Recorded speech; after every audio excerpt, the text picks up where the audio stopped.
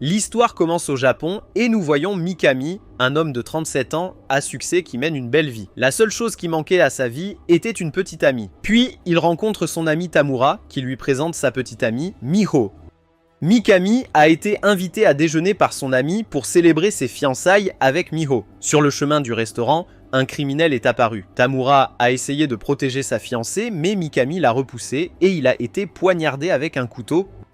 Le coupable a réussi à s'échapper, mais Mikami a été grièvement blessé. À ce moment-là, un système d'alimentation s'est activé et a collecté les données de Mikami. Il ne voulait pas mourir et Takumi a immédiatement appelé une ambulance. Alors que Mikami était en train de mourir, il ne savait pas qu'en même temps, un nouveau corps était créé pour lui. Avant de mourir, il a dit à son ami qu'il devait supprimer les données de son ordinateur. De plus, il a dit qu'il devrait rendre Miho heureux et il a fermé les yeux. Dans le dernier moment de sa vie, il n'a pas remarqué qu'il avait reçu plusieurs compétences surpuissantes. Tamura était triste et son meilleur ami est mort sous ses yeux. Ensuite, Mikami s'est demandé où il était et ce qui venait de se passer. Il se souvient avoir été poignardé et se demande pourquoi il ne ressentait aucune douleur. La raison en est que Mikami s'est réincarné et il se demandait pourquoi son corps lui paraissait étrange. Puis il réalisa qu'il n'était pas à l'hôpital et il se demanda où il était. Il renaît sous forme de slime et tente de s'adapter à son nouveau corps. Il ne pouvait pas croire qu'il n'était plus humain et qu'il vivrait désormais comme un slime. Quelques jours plus tard, il a appris comment fonctionne son nouveau corps. Il était surpris de constater que son corps n'avait ni sommeil ni nourriture. Ensuite, nous voyons que Mikami mangeait des plantes parce qu'il n'avait rien d'autre à faire. Soudain, il entendit la voix du système électrique dans son corps. Il a appris que sa compétence unique est celle de prédateur, et on lui a expliqué comment fonctionne cette compétence. Il était capable d'absorber les choses qu'il mangeait et d'acquérir d'autres compétences puissantes. Il a ensuite analysé les plantes qu'il avait mangées. Il était agacé parce que l'explication était trop compliquée. C'est ainsi que le système électrique a commencé à l'expliquer en termes simples. Il a appris qu'il pouvait créer des potions en absorbant les herbes médicinales. En outre, il a découvert un minerai de pierre magique et il a prévu d'absorber tous les minerais magiques de la grotte. Soudain, Mikami trébucha et tomba à l'eau. Il se demandait si une bave pouvait flotter parce qu'il avait peur de mourir à nouveau. Puis, il réalisa qu'il n'avait pas respiré au départ et élabora un plan pour sortir de l'eau. Il réalisa qu'il ne pouvait pas s'arrêter et traversa la grotte. Ensuite, il a rebondi contre un mur et il a appris qu'il ne ressent pas la douleur comme un slime. Malgré tout, il subit des dégâts, mais son corps a su se régénérer. Soudain, il entendit une voix effrayante qui lui posait de nombreuses questions. Il insulta la voix parce qu'il ne pouvait pas parler, puis il réalisa que le monstre devant lui pouvait entendre ses pensées. Mikami s'est excusé de l'avoir offensé et le dragon a appris que Mikami n'avait ni yeux ni bouche. Ensuite, le dragon a dit qu'il lui rendrait la vue. Mikami a conclu un accord avec le dragon et il a appris à Mikami à utiliser le sens magique de la compétence. Il essaya alors de sentir les magicules autour de lui. Il a réussi à utiliser cette compétence avec succès et a reçu une compétence supplémentaire. En conséquence, il pouvait voir la grotte et il en était heureux. Il est allé à la rivière pour regarder son reflet. Suite à cela, il le remercia et il réalisa que la voix qui lui parlait était celle d'un dragon. Il a appris qu'il est le dragon des tempêtes Veldora, qui est l'un des 4 vrais dragons qui existent dans ce monde.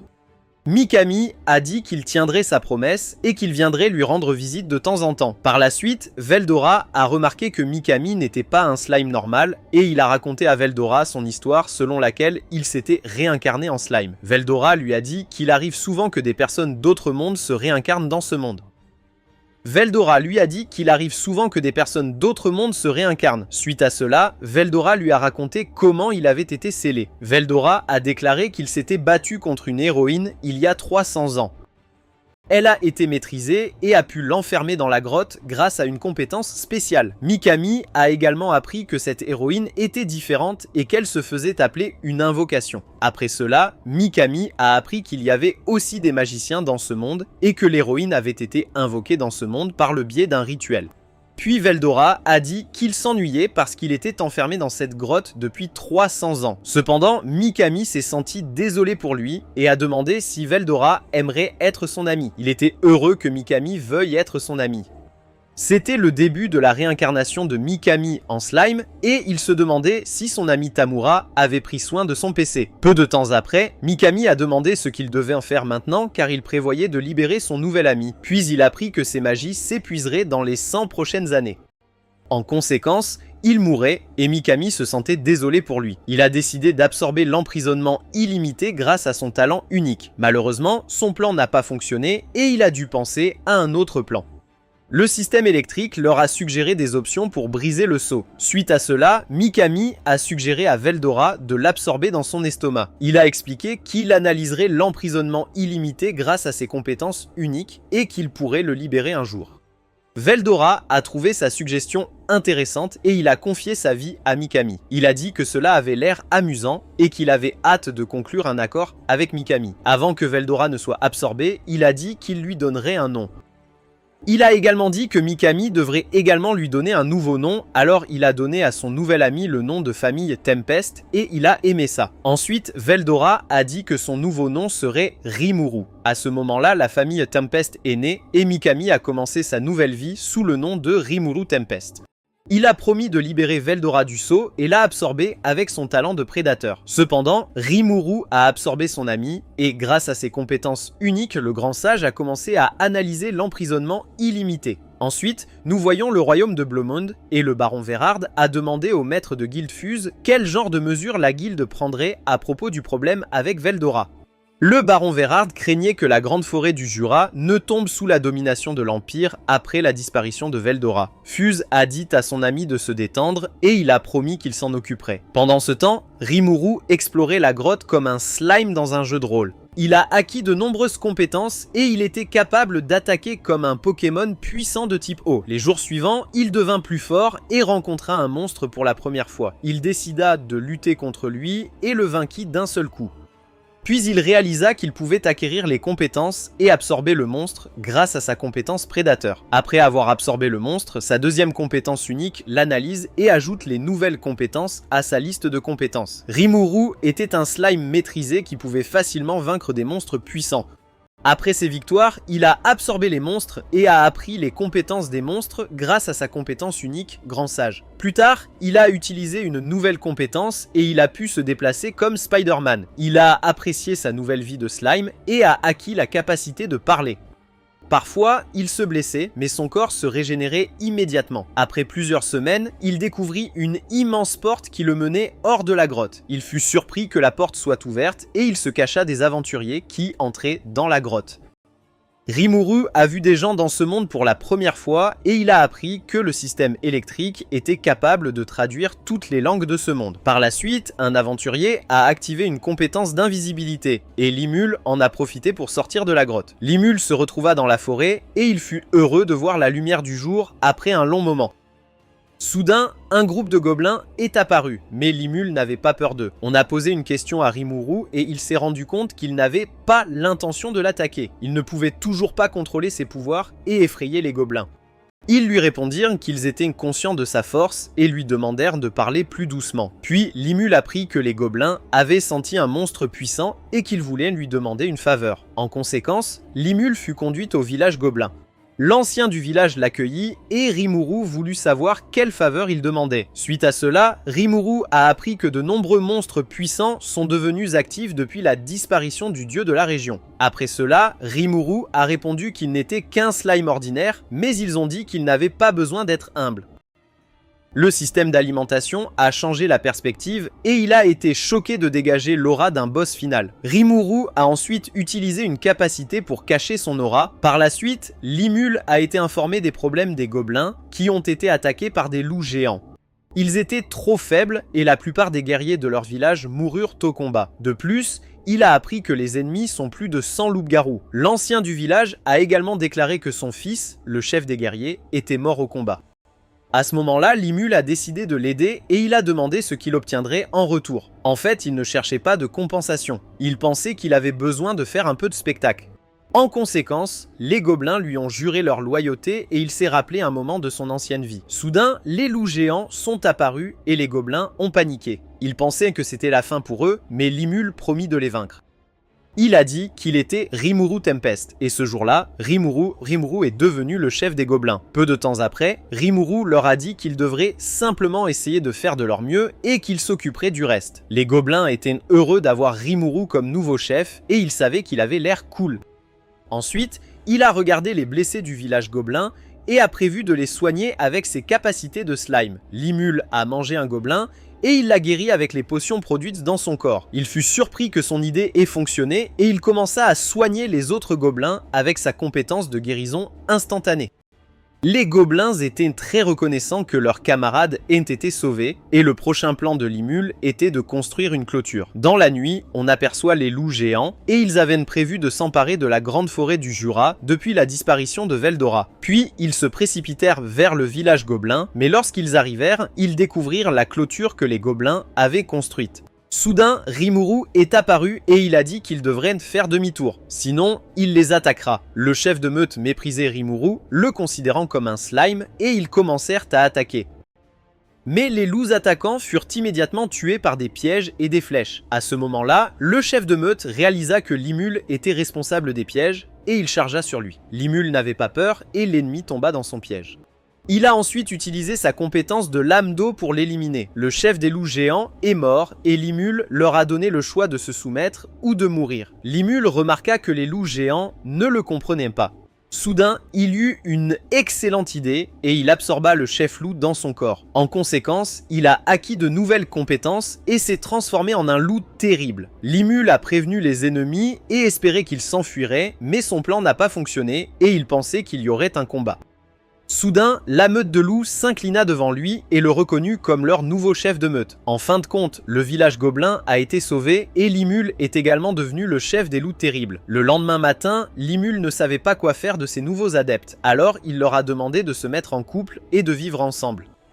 De plus, il prévoyait de les diviser en groupes, mais il ne connaissait pas les noms de ses nouveaux partisans. Limul apprit que normalement les monstres de la forêt n'avaient pas de nom, et il leur dit qu'il leur donnerait des noms. Ils étaient heureux et avaient hâte de recevoir un nom de leur sauveur, Rimuru.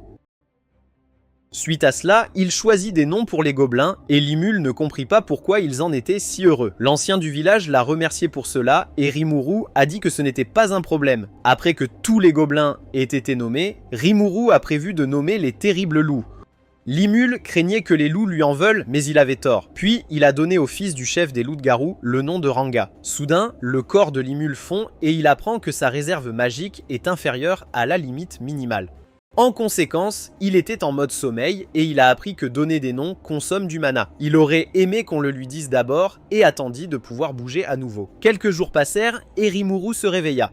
Il était confus parce qu'une fille gobeline inconnue l'avait accueilli. Puis Rigurd est apparu et il a expliqué à Rimuru qu'ils avaient évolué grâce à leur nouveau nom. Rimuru en fut surpris et Ranga se présenta pour saluer son maître. Ranga était heureux que son maître soit réveillé et il a accidentellement provoqué une tornade qui a détruit la maison. Par la suite, Rimuru a été célébré par ses partisans et il a remarqué que Gobuta n'avait pas changé du tout. Plus tard, Rimuru s'est souvenu qu'il avait seulement donné un nom à Ranga et il a appris que tous les loups ont évolué parce qu'ils ne font qu'un. La raison en était que son nom était devenu le nom de leur clan. Puis Rimuru fut époustouflé car Ranga ne pouvait pas encore contrôler son nouveau pouvoir. Quelques heures se sont écoulées et Limul a mis une fausse moustache. Il a appris que sa moustache ne lui allait pas et il l'a enlevée. Puis il a établi 3 règles que les habitants de son village doivent suivre pour vivre en paix. Riguru demanda pourquoi ils n'étaient pas autorisés à attaquer les humains. Limul leur a expliqué qu'il aimait les humains et Limul a dit qu'il aimait aussi les humains. De plus, Rimuru a expliqué comment vivent les humains et il prévoyait de coexister pacifiquement les uns avec les autres. Après cela, il dit à frère Rigurd qu'il était désormais le seigneur gobelin. Il était censé diriger les gobelins et était reconnaissant pour sa promotion. Il a également donné du travail aux gobelins et aux loups et ils ont eu beaucoup de plaisir à le faire. Suite à cela, il remarqua que les gobelins avaient du mal à construire des maisons et que les vêtements qu'ils confectionnaient étaient un peu trop révélateurs. Soudain, Rigurd lui dit que les nains possèdent les compétences nécessaires pour construire des maisons ou confectionner des vêtements. Il était heureux de cette information et prévoyait de rencontrer des nains. Puis il a dit à Rigurd de s'occuper du village pendant son absence. Ensuite, Limul partit avec un petit groupe à la rencontre des nains. Il attendait avec impatience sa prochaine aventure et sourit. Nous voyons ensuite Rimuru et ses amis suivre la rivière Amald vers le nord à la recherche d'artisans capables de fabriquer des vêtements et des maisons. Rimuru a dit à Ranga qu'il n'avait pas besoin de trop se pousser. Dans la soirée, ils firent une pause et Limul demanda à Riguru comment son frère avait obtenu un nom. Riguru a dit qu'un démon appelé Seigneur Gelmud avait donné un nom à son frère. Puis Rimuru s'est demandé si Ranga était en colère contre lui pour avoir tué son père. Ranga a répondu qu'il était plutôt reconnaissant que Rimuru les ait épargnés et leur ait donné des noms. Ensuite, ils ont dîné et Rimuru a posé des questions à Gobuta sur la ville vers laquelle il se dirige. Il apprit que de nombreuses races différentes vivent dans la nation armée de Dwargan, comme les elfes et les humains. Limul était ravi de rencontrer des elfes, et il a appris que les nains sont des monstres très paisibles. Ensuite, Gobuta a essayé de lui dire qu'il avait eu des ennuis la dernière fois, et Limul a eu un mauvais pressentiment. Le lendemain, ils ont voyagé plus loin et ont réussi à arriver en seulement 3 jours au lieu de 2 mois à cause des loups terribles. Limul partit ensuite pour la nation armée de Dwargon avec Gobuta et ses amis s'inquiétaient pour lui. Puis ils arrivèrent au portail d'entrée et Limul rêva de rencontrer de jolis lutins. Soudain, 2 gars sont apparus qui voulaient causer des problèmes. La raison en était que les gars pensaient que Limul était un monstre faible. Il a demandé si Gobuta connaissait toujours la règle de ne pas attaquer les humains, il devrait alors fermer les yeux et les oreilles. Rimuru avait l'intention de donner une leçon aux 2 gars, mais ils l'ont sous-estimé. C'est à ce moment-là qu'ils ont commencé à insulter Rimuru et qu'il s'est transformé en loup géant. Rimuru a réalisé qu'il avait évolué et les gars ont pensé que ce n'était qu'une illusion. Rimuru était ennuyé et les aventuriers ont attaqué Rimuru avec leurs plus grandes compétences. Limul a été surprise qu'ils soient des perdants comme l'équipe Rocket de Pokémon. Il utilisa sa compétence de menace et chassa les aventuriers. Par la suite, il a appris qu'il avait sous-estimé ses pouvoirs et de nombreux innocents ont été blessés lors de son attaque. Suite à cela, des gardes sont apparus et ils ont été surpris de voir une bave. Rimuru a été arrêté avec Gobuta et il s'est excusé d'avoir causé des problèmes. Avant que Rimuru ne puisse dissiper le malentendu, un autre garde est apparu. Il rapporta à son capitaine que Garm et ses frères étaient en difficulté et qu'ils n'avaient plus de potions de guérison. Puis Rimuru a interrompu leur conversation et a dit qu'il pouvait résoudre leurs problèmes. Ils apprirent que Limul pouvait créer des potions de guérison et Kaido n'hésita pas à sauver ses amis. Rimuru attendait le retour de Kaido et il était sûr que Kaido était un gars sympa. Pendant ce temps, il jouait avec des fils et se demandait combien de temps Gobuta comptait dormir. Puis Kaido revint avec Garm et ses frères. Ils remercièrent Limul de leur avoir donné les potions de guérison. Après cela, Kaido a également remercié Limul et il a appris que Limul cherchait un forgeron. Le lendemain, Limul fut conduite par Kaido chez un forgeron talentueux. Sur le chemin, il a repéré une épée brillante et Kaido a dit qu'il rencontrerait le gars qui l'a forgée. Suite à cela, ils sont arrivés au magasin d'armes de Kaijin et Rimuru a appris qu'il était un forgeron d'armes passionné. Soudain, Garmin et ses frères sont apparus, et ils avaient déjà parlé à Kaijin d'un slime nommé Rimuru. Kaijin était heureux que Rimuru ait sauvé ses amis. Peu de temps après, Rimuru expliqua qu'il cherchait un artisan capable de construire des maisons. Malheureusement, Kaijin était très occupé car la ministre Vesta lui a demandé de fabriquer 20 épées d'ici la fin de la semaine. De plus, il manquait de matériel et il s'est excusé de ne pas pouvoir l'aider. À ce moment-là, Limul se souvint qu'il avait stocké plusieurs tonnes de minerais magiques dans son corps. Soudain, il se mit à rire et il cracha un minerai magique. Kaijin ne pouvait pas croire qu'il y avait du minerai magique dans le corps de Rimuru. Puis, il remarqua qu'il ne s'agissait pas d'un minerai magique normal, mais d'un amas d'acier magique.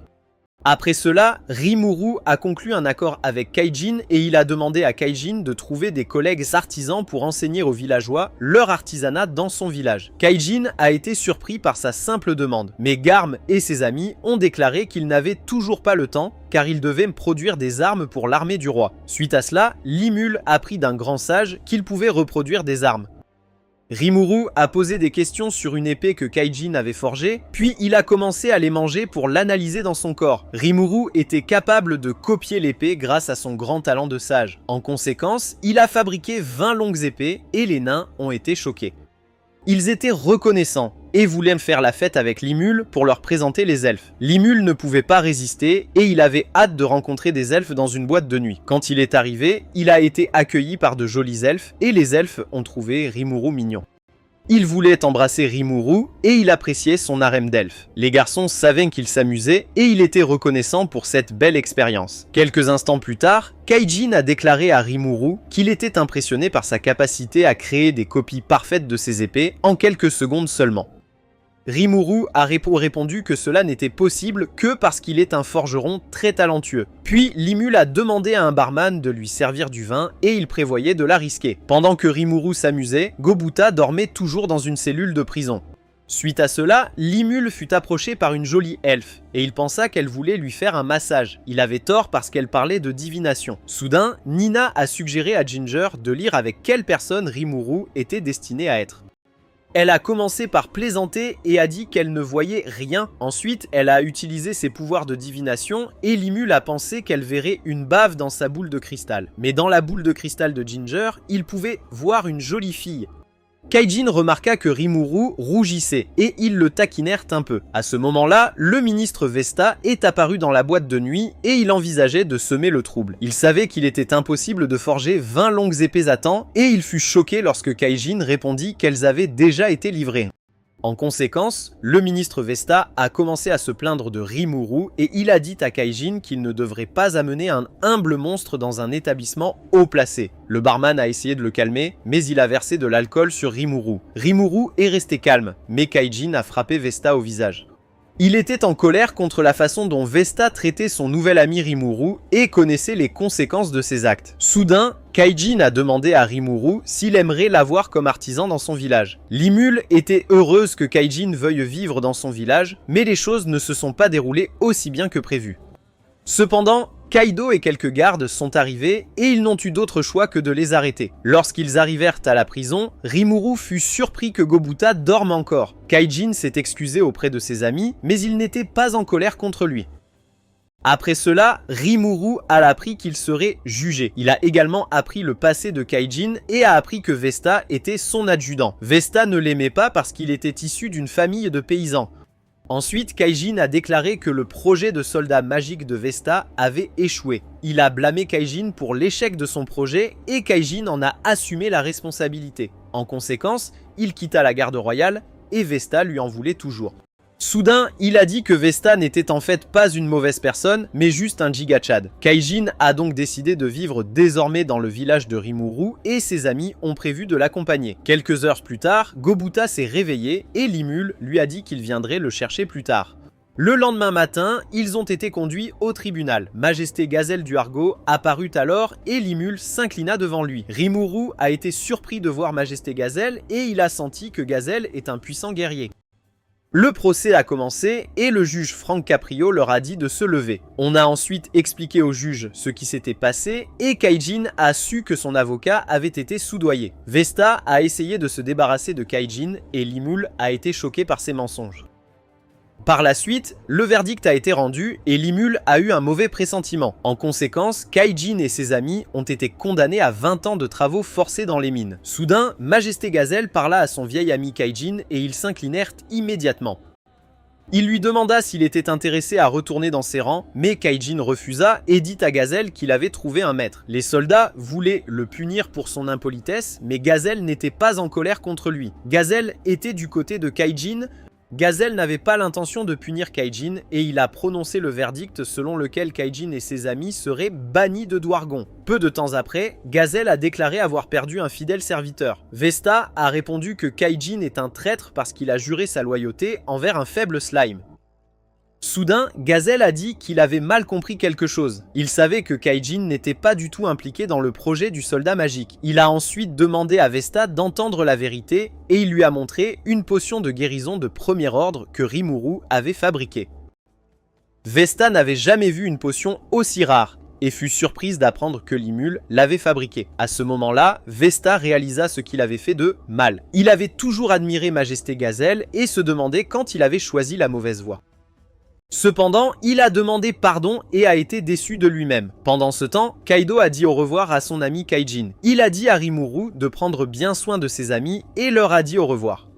Ensuite, nous voyons Gazelle qui a ordonné à un guerrier d'observer Limul parce qu'il sentait en lui une immense puissance. Quelques jours plus tard, voyez le maître de Guildfuse qui demande à Caval comment les choses se passent dans la grande forêt du Jura. Caval a déclaré que la forêt était extrêmement dangereuse et que le maître de Guildfuse devrait au moins être heureux qu'il ne soit pas mort.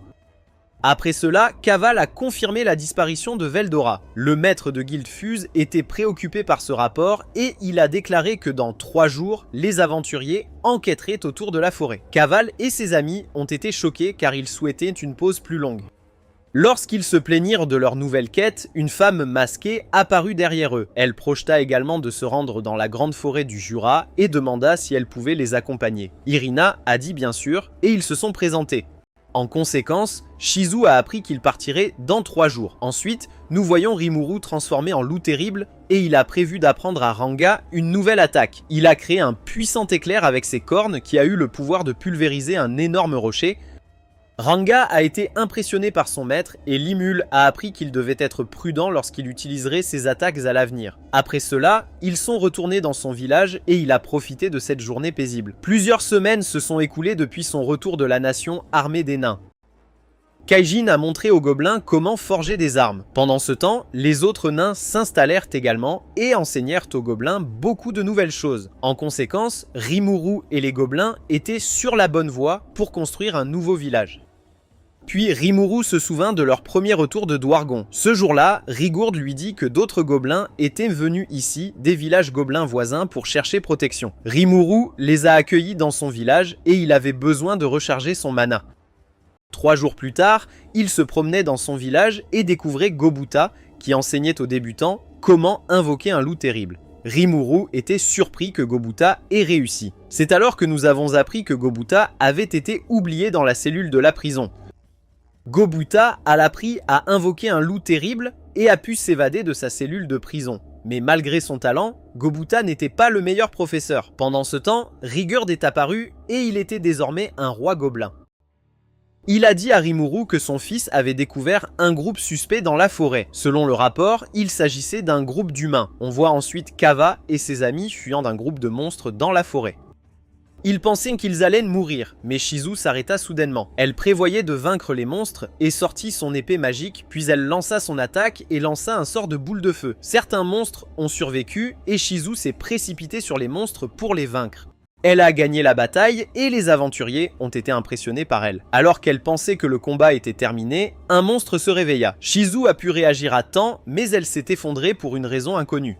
Au dernier moment, Limul est apparu et il a pu la sauver. Ils entendirent une voix et furent surpris qu'un slime apparaisse devant eux. Rimuru a rendu son masque à Shizu et il s'est rappelé qu'elle était celle avec qui il était destiné à être. Plus tard, Rigold a déclaré qu'il avait apporté le déjeuner aux aventuriers et que Limul était fier de lui pour avoir aidé les personnes dans le besoin. Cependant, il entra dans la cabane et le grand sage lui dit qu'il avait déjà rencontré les 3 aventuriers dans la grotte. Ensuite, Rigold leur a dit que Rimuru était leur maître et ils ont été surpris. Puis il fit une blague, mais il remarqua que seul Shizu riait. Puis ils se sont présentés à Rimuru et il a remarqué que Shizu se comportait comme une femme japonaise typique. Limul apprit également qu'ils n'avaient aucune mauvaise intention et que leur maître de guilde leur avait confié la quête pour enquêter sur les environs de la grande forêt du Jura. Le soir, il alla voir Shizu pour lui parler. Elle lui posa quelques questions et se demanda s'il venait aussi du Japon. Rimuru a répondu que dans son ancienne vie, il était japonais et qu'elle était heureuse de l'avoir rencontré. Rimuru lui a raconté comment il s'était réincarné dans ce monde et elle a répondu qu'elle avait été invoquée dans ce monde. Suite à cela, il apprend qu'elle vit au Japon à une époque où il y a encore la guerre. Limul a activé une compétence pour montrer à Shizu ce qui est arrivé au Japon après la guerre. Puis elle a vu ce qui est arrivé au Japon après la fin de la guerre. Elle était heureuse que la paix règne au Japon et souhaitait que sa mère puisse la voir. Rimuru lui a parlé de son objectif de créer également un endroit paisible dans ce monde. Soudain, Shizu s'est effondré et il s'est inquiété pour elle, mais Shizu a dit que tout allait bien. Peu de temps après, Kaijin est apparu et il voulait discuter avec Rimuru de quelque chose d'important. Pendant ce temps, Shizu se souvient de la façon dont sa mère est morte à cause de la guerre au Japon, mais elle a survécu parce qu'elle a été convoquée dans un autre monde. Le gars qui l'a convoqué l'a qualifié d'échec et elle a demandé de l'aide. Avant de partir, il réalisa qu'elle avait une affinité pour le feu et il offrit son corps au démon Ifrit. Après cela, Shizu sentit que quelque chose n'allait pas avec son corps. Aussi, une plume tomba au sol et un monstre envahit le château de Léon. Le monstre a été envoyé par le grand roi sorcier et il avait l'intention de tuer Léon pour devenir le prochain seigneur démon. Léon n'a pas eu peur et il a ordonné à Ifrit d'éliminer l'ennemi. Shizu ne pouvait pas désobéir aux ordres de Léon et elle fut attaquée par. À ce moment-là, Ifrit riposta avec ses flammes et Shizu vainquit l'ennemi avec un puissant sort de flamme. Léon fut impressionné et prévoyait d'utiliser Shizu comme garde dans son château. Quelques années passèrent et Shizu se retrouva dans la forêt. Perino avait trouvé un petit renard et elle a demandé à Shizu de garder le secret. Après cela, elle a eu l'idée de lui donner un nom et ils ont décidé de l'appeler Pitsu. À ce moment-là, le monstre commença à évoluer et ils en furent surpris. Sur le chemin du retour, Shizu l'avertit qu'elle n'était pas autorisée à amener Pitsu dans le château, mais Perino était sûr que Léon lui permettrait de le garder. Elle avait tort et Shizu a commencé à se comporter bizarrement à cause de l'esprit du feu Ifrit. Ifrit a décidé de classer les deux comme ennemis et de les éliminer avec un puissant sort. Lorsqu'elle reprit le contrôle de son corps, elle réalisa qu'elle était un monstre. Puis Shizu s'est réveillée de son cauchemar. À ce moment-là, Ifrit tenta de s'emparer de son corps, mais sa tentative échoua. Shizu savait qu'elle représentait un danger pour ses camarades et envisageait de partir. Plus tard, Limul s'est présenté et il a dit qu'elle était la bienvenue pour rester aussi longtemps qu'elle le souhaitait. Elle l'a remercié et lui a dit qu'elle avait encore quelque chose à faire.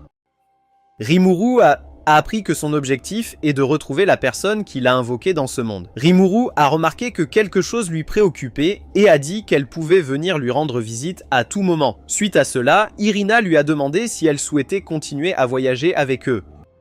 Shizu a répondu qu'elle s'amusait beaucoup, mais qu'elle ne voulait pas mettre Irina en danger. Pour cette raison, elle a poliment décliné son offre. Ensuite, on voit Kaval et Guido qui attendent Shizu et Irina. Soudain, Ifrit tenta de prendre le contrôle du corps de Shizu. Cette fois, elle n'a pas pu l'arrêter et son masque était brisé. En conséquence, des nuages orageux sont apparus et Ifrit a libéré son pouvoir. Rimuru a demandé s'ils allaient bien et ils étaient confus. Irina s'inquiétait pour Shizu et Kavel était choqué qu'elle soit l'aventurière légendaire appelée Conquérante des Flammes. Puis Rimuru a appris qu'elle était censée être le héros de la guilde d'il y a environ 50 ans. Il ordonna à Rigurd et à son fils d'évacuer les villageois. De plus, il avait prévu d'arrêter Shizu et elle a pleuré parce qu'elle ne voulait plus tuer ses amis. Soudain, Shizu s'est transformé en l'esprit du feu Ifrit et les aventuriers ont pensé qu'ils allaient mourir. Ifrit était heureux d'être libre et il activa la poussée universelle de douleur de Naruto. En outre, il a invoqué des salamandres en utilisant un sort d'invocation. Soudain, Kaval a déclaré qu'il lutterait contre la douleur de Tendo ordonnée par Sue parce qu'il voulait sauver Shizu. Rimuru a alors demandé ce qu'Ifrit envisageait de faire, mais il l'a attaqué avec une boule de feu. Rimuru a répliqué avec sa lame d'eau, mais cela n'a pas fonctionné. Après cela, les animaux de compagnie d'Ifrit chargèrent sur Rimuru, mais Irina les attaqua avec son sort de lance-glaçon. Irina a dit à Rimuru qu'il pouvait leur laisser les salamandres et qu'il devrait essayer de sauver Shizu. Cependant, Rimuru a convoqué Ranga et il a soutenu son patron dans la lutte contre Ifrit. Il a expliqué son plan à Ranga et lui a dit qu'il devrait se concentrer sur l'esquive des tirs. Suite à cela, il a demandé conseil à un grand sage et il a découvert un moyen de vaincre les salamandres. Il ne pouvait pas l'utiliser car c'était beaucoup trop dangereux. Puis il remarqua que le sort de glace d'Irina causait de nombreux dégâts sur les monstres. Rimuru a eu une excellente idée et a demandé à Irina de l'attaquer. La raison en était que Limul voulait analyser son attaque. Alors Rimuru a acquis de nouvelles compétences et a attaqué les ennemis avec son fusil à pompe à glaçons. Il réussit à en vaincre deux, mais le dernier activa une compétence d'autodestruction. Kaval tenta de protéger ses amis, mais l'explosion fut bien trop puissante. Ils furent blessés et Rimuru ordonna à Ranga d'emmener les aventuriers dans un endroit sûr. Suite à cela, Rimuru a prévu d'arrêter Ifrit et il a dit qu'il était en colère. Ifrit méprisa Rimuru et activa une compétence spéciale appelée Clone d'ombre. Rimuru a attaqué les clones de l'ombre avec sa compétence de fusil de chasse à glaçons. À ce moment-là, Ifrit lança son cercle de sorts qui provoqua une énorme tornade de flammes. Range et Rigurd pouvaient voir les flammes même de loin et ils s'inquiétaient pour leur maître. Limul ne pouvait pas croire qu'il était tombé dans le piège d'Ifrit, mais il remarqua qu'aucun mal ne lui avait été fait. Le grand sage lui expliqua qu'il possédait une compétence qui lui donnait le pouvoir d'annuler ce sort. Il envisage alors de lancer une contre-attaque et Ifrit est capturé. Ifrit a sous-estimé Rimuru et a tenté de l'éliminer avec son souffle de feu, mais son attaque ne fonctionne pas et Rimuru a décidé d'absorber Ifrit. En conséquence, Rimuru a pu sauver Shizu, mais elle était inconsciente. Ifrit s'est réveillé dans le corps de Rimuru et il a essayé de trouver une issue. Soudain, Veldora est apparu et il a dit qu'il ne pouvait pas s'échapper de cet endroit. Quelques heures plus tard, Shizu s'est réveillée et elle a remercié Limul de l'avoir sauvé. Elle savait qu'il ne lui restait presque plus de temps et voulait raconter son histoire à Limul. Suite à cela, Rimuru a appris qu'Ifrit lui avait fait tuer son ami. Malgré tout, elle a continué à servir le seigneur démon Léon. Un jour, un héros est apparu et sa vie a commencé à changer. Léon a abandonné son château, mais pour une raison quelconque, son corps a décidé de se battre contre le héros. Shizu pensait qu'elle serait tuée immédiatement, mais elle a été épargnée. Par la suite, elle a été sauvée par le héros et ses émotions sont revenues. Elle a donné à Shizu un masque qui a renforcé sa résistance magique afin qu'elle puisse supprimer les pouvoirs d'Ifrit. Puis elle a commencé à en apprendre davantage sur ce monde et à sauver de nombreuses personnes grâce au pouvoir d'Ifrit. Shizu était heureuse de voyager avec le héros, mais un jour elle a disparu. Elle était très triste, mais elle a décidé de devenir plus forte pour pouvoir sauver les gens qui souffraient. Au fil du temps, elle est devenue plus forte, mais supprimer Ifrit est également devenu plus difficile. Cependant, elle a décidé de prendre sa retraite et de devenir instructrice dans une école. C'était une école pour les enfants d'autres mondes. Elle a dit qu'elle s'était beaucoup amusée et qu'elle se souvenait des jours merveilleux passés avec ses élèves. Ces jours se sont déroulés très paisiblement et ils ont tous grandi. L'un d'eux est même devenu grand maître chargé de superviser toutes les guildes. Suite à cela, elle a déclaré qu'elle prévoyait de retrouver Léon à la fin. Elle n'était pas triste car elle a pu rencontrer de sympathiques camarades lors de son dernier voyage. Soudain, Shizu a demandé à Rimuru quel était son nom japonais et il a répondu Mikami. Avant de mourir, elle a demandé une faveur à Rimuru. Elle a exigé que Rimuru la mange parce qu'elle ne veut pas être absorbée par ce monde. C'était sa dernière demande et Limul voulait réaliser son dernier souhait. Il lui a également demandé le nom de la personne qu'elle recherchait. Shizu répondit à Léon et elle lui demanda une seconde faveur. À ce moment-là, Rimuru a promis de répondre à sa dernière demande et de retrouver Léon. Shizu est mort et le grand sage lui a demandé s'il voulait utiliser ses compétences de prédateur. En conséquence, Shizu a été absorbée et elle s'est réveillée dans l'au-delà. Elle a retrouvé sa mère et a pu dire au revoir au monde avec bonheur. Plus tard, Irina s'inquiétait pour Shizu et il voulait lui rendre visite. Soudain, Rigourde entra dans la cabane et Ranga sentit que la personne était Rimuru. Plus tard, Limul expliqua aux aventuriers que Shizu était mort. Ils ont été choqués et confus, alors Limul s'est transformé en sa forme originale pour leur prouver qu'il ne mentait pas. Irina était très triste que Shizu soit mort, mais ils ont respecté la demande de Shizu d'être mangé par Rimuru. Puis il leur a dit que Shizu s'était beaucoup amusé avec eux, mais qu'ils étaient tous les trois un peu enclins au danger.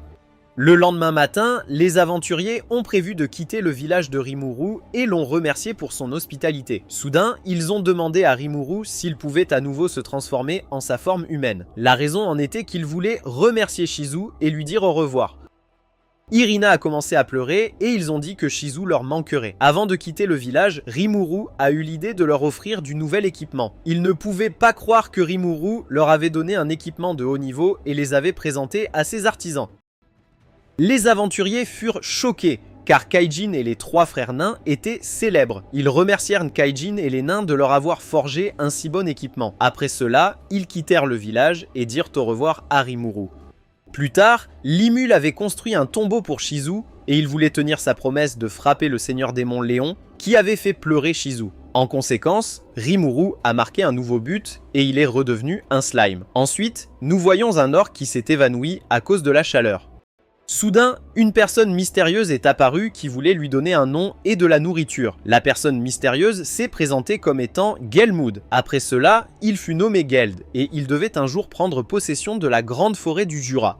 Quelques semaines se sont écoulées et le développement de son village par Rimuru a continué de progresser. Kaijin et les frères nains fabriquaient des vêtements et des outils, tandis que les seigneurs gobelins sous Rigourde élaboraient un système pour diriger le village. Tout se passe bien et Rimuru est entré chez lui pour tester quelque chose.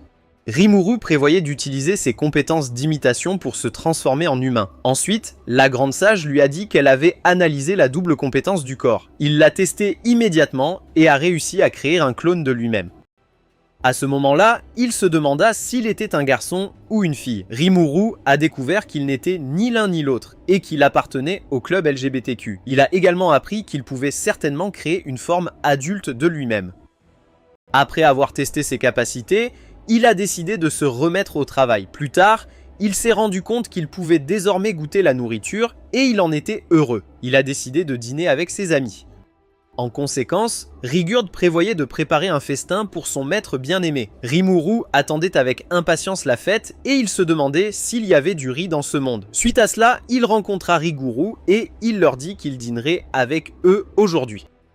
Soudain, Gobuta a fait un commentaire stupide sur son apparence et il a été battu par Rimuru. Après cela, Riguru rapporta à son maître que de nombreuses bêtes magiques voyageant de cette façon depuis les profondeurs de la forêt ces derniers temps. Rimuru a eu un mauvais pressentiment et il a dit à Ranga d'accompagner l'équipe de Riguru.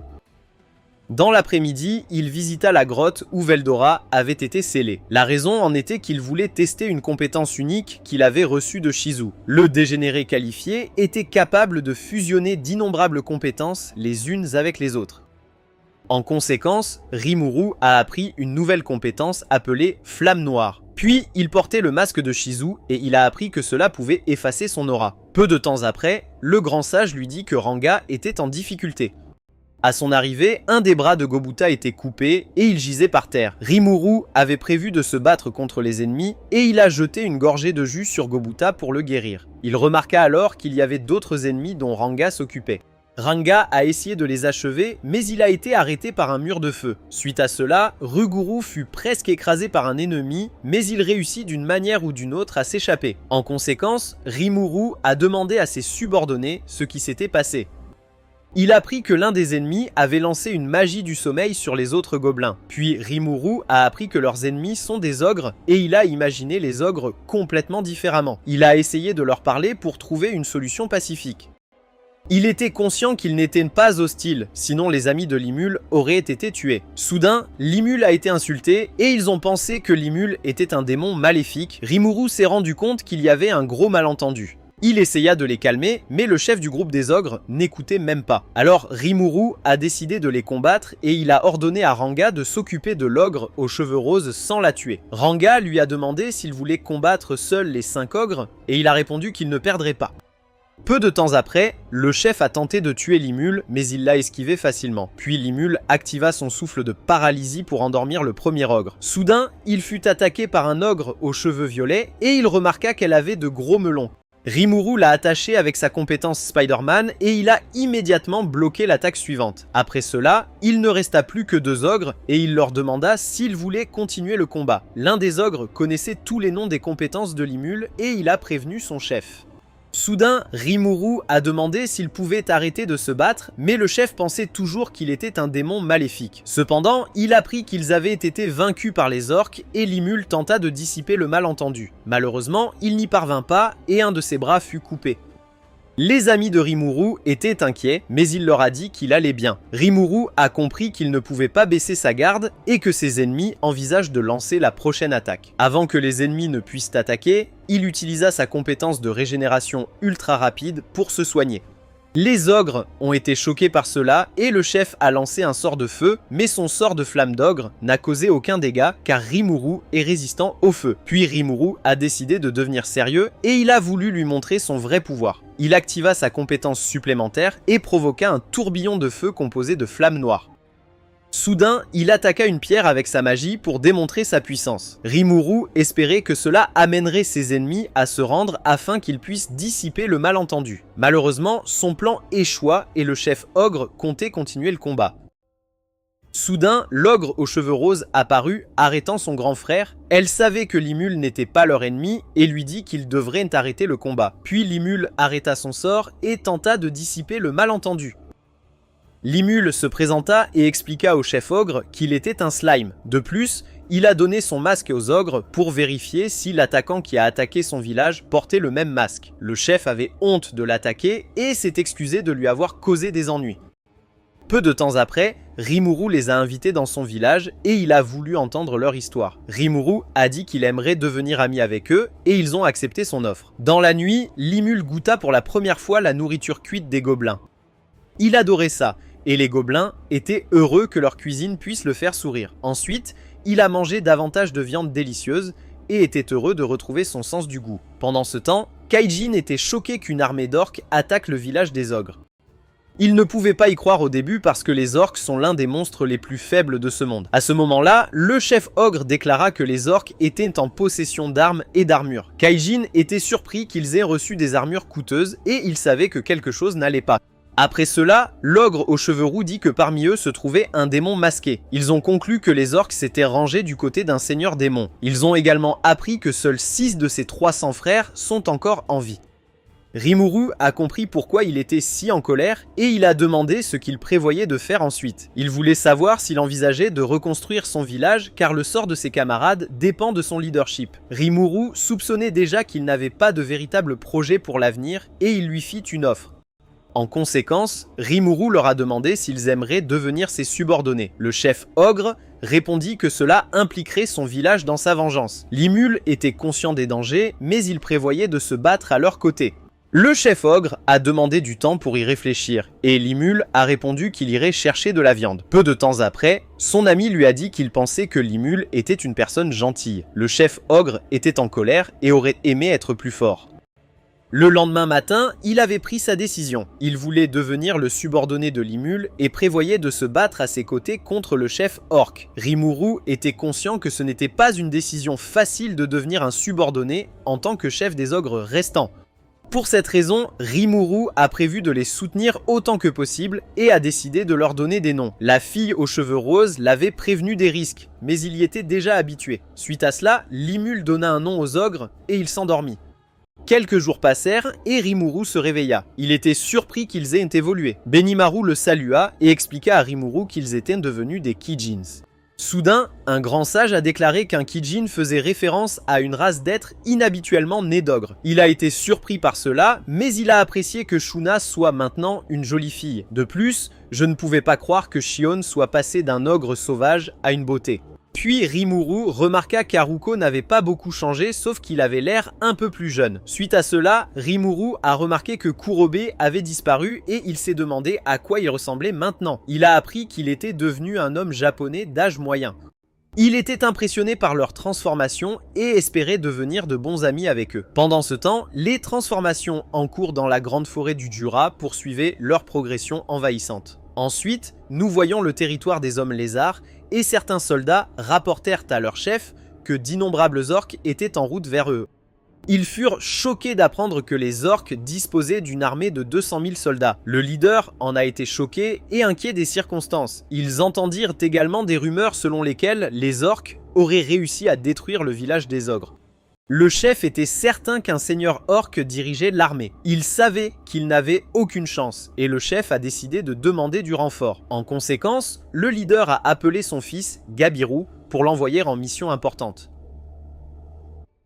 Quelques jours passèrent et Haruko enseigna le maniement de l'épée aux gobelins. C'était un entraîneur coriace et ne montrait aucune pitié envers les gobelins pendant l'entraînement. Pendant ce temps, Benimaru soupçonnait que les orques avaient un seigneur orc comme chef.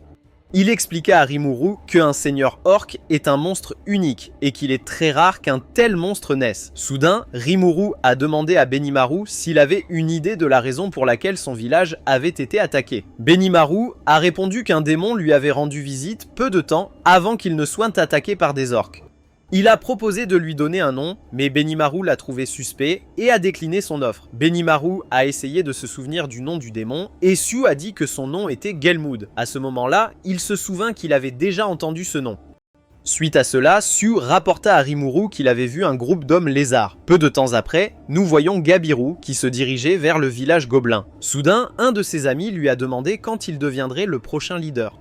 Il a répondu qu'il n'était pas encore prêt et ses amis ont dit qu'il serait certainement un grand leader. Les paroles de ses amis l'excitaient et il voulait prouver à son père qu'il serait un grand chef des hommes lézards. Il a promis à ses subordonnés qu'après avoir vaincu les orques, il prendrait la place de chef des hommes lézards.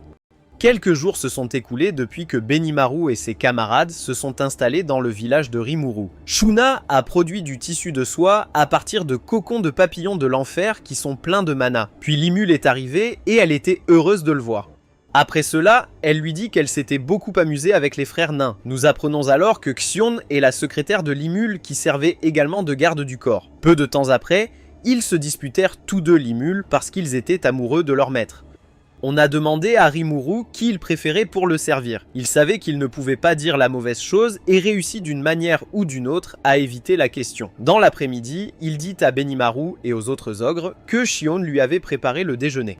Limul leur a demandé s'ils voulaient le rejoindre, mais ils ont poliment refusé. Limul a remarqué que Benimaru agissait étrangement parce qu'il transpirait beaucoup. Quelques instants plus tard, Xion est arrivé et il a appris qu'elle ne savait pas cuisiner. Rimuru réalisa que les Kijans savaient depuis le début que Xion ne savait pas cuisiner et il était en colère contre eux. Quand il le regardait, sa nourriture lui rappelait le Pokémon Mook venimeux. Il avait peur, mais il a décidé de le manger.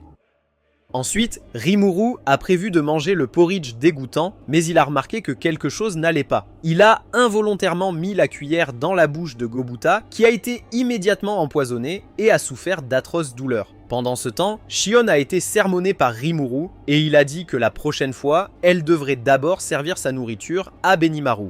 Après cela, nous avons appris que Gabiru avait réussi à persuader 7000 gobelins de les aider dans la lutte contre les orques. En conséquence, ses camarades l'ont félicité et il s'est senti comme un top G. Après cela, il a découvert le village de Rimuru et il a pensé que Rimuru était un slime de bas niveau.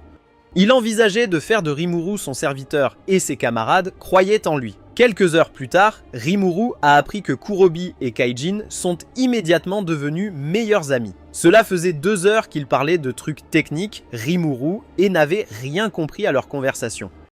Soudain, Rigurd est apparu et il a rapporté qu'un envoyé des hommes lézards était arrivé. Suite à cela, il alla saluer l'envoyé des hommes lézards et Rimuru était accompagné de ses gardes du corps. À ce moment-là, Gabiru est apparu et il a pensé qu'il était un Power Ranger.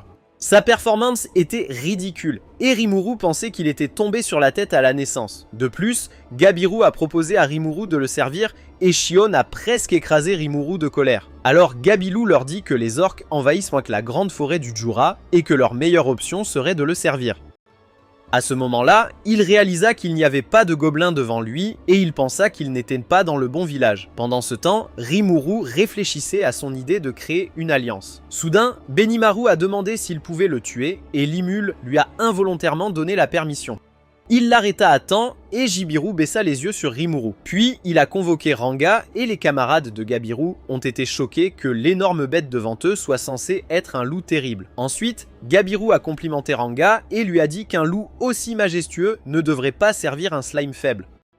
Il a également déclaré qu'il vaincrait Rimuru et que ses camarades l'encourageraient. Ranga était en colère que Gabiru ait insulté son maître bien-aimé et il envisageait de tuer Gabiru. Peu de temps après, Gobuta est arrivé et ils ont appris qu'il avait acquis une résistance au poison. Suite à cela, Gobuta fut envoyé au combat et il était confus. Ranga a déclaré qu'il considérerait l'offre de Gabiru s'il bat Gobuta. Puisque Gabiru parlait à nouveau à Rimuru, il a ordonné à Gobuta de tout mettre en œuvre. De plus, Rimuru a déclaré que s'il gagnait le combat, il obtiendrait une arme spéciale et il était excité. Cependant, Gabiru a sous-estimé son adversaire et Gobuta a lancé son attaque. Gobuta a utilisé sa lance comme appât et il a réussi à vaincre son adversaire d'un coup de pied puissant. Rimuru pensait que Gobuta était faible, et il était surpris que Gobuta puisse utiliser des mouvements d'ombre. Rimuru réalisa qu'il était le seul à ne pas croire à la victoire de Gobuta. Il pensait que Gobuta était en train de se faire tabasser, et que ses gardes du corps s'occuperaient de Gobiru. Alors, Rimuru a dit qu'ils avaient gagné et qu'ils ne deviendraient pas leurs serviteurs. Les camarades de Gabiru ont annoncé qu'ils reviendraient et ils ont effectué une retraite tactique. Le soir, Su observait les orques avec l'un de ses clones fantômes. Il rapporta à Rimuru que les orques disposaient de plus de 200 000 soldats. Limul fut surpris par leur nombre et se demanda « Que recherchent les orques ?» Kaijin a déclaré que les orques ne sont pas des monstres intelligents et Rimuru soupçonnait qu'un seigneur démon les soutenait.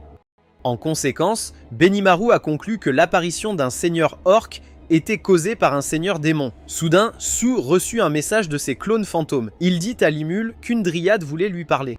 Limul imaginait la Dryade et il voulait vraiment la rencontrer. À ce moment, une fleur sortit de la table et une Dryade apparut devant eux. Trainy s'est présenté à Rimuru et Rimuru était ravi de la rencontrer. Suite à cela, elle lui demanda une faveur et lui demanda de vaincre le seigneur Orc. Rimuru était flatté que Trainy lui demande de l'aide. Benimaru ne faisait pas confiance à Trainy et commença à lui poser quelques questions. Elle a répondu qu'elle ne pouvait pas ignorer l'immense pouvoir de Limul. Elle a également déclaré que les Dryades ne seraient pas capables de combattre un seigneur orc sans aide. Pour cette raison, elle voulait l'aide de Limul dans la lutte contre les orcs. Rimuru a répondu qu'il devait y réfléchir et qu'il devrait d'abord recueillir des informations. Peu de temps après, la conférence commença et Limul demanda si quelqu'un avait une idée de ce que les orques pourraient rechercher. Shuna a soudainement demandé à Su s'il avait trouvé des cadavres d'orques. Benimaru a expliqué à Rimuru que c'était étrange car ils ne savent pas comment les orques obtiennent des fournitures pour nourrir leur armée. Puis le stagiaire a expliqué que cela était dû à une compétence unique appelée affamer. La compétence du seigneur orc amène les orques à manger leurs propres camarades ou ennemis, absorbant ainsi la force du cadavre. Limul fut surprise que le seigneur orc ait l'intention de maintenir le pouvoir des monstres dans la grande forêt du Jura.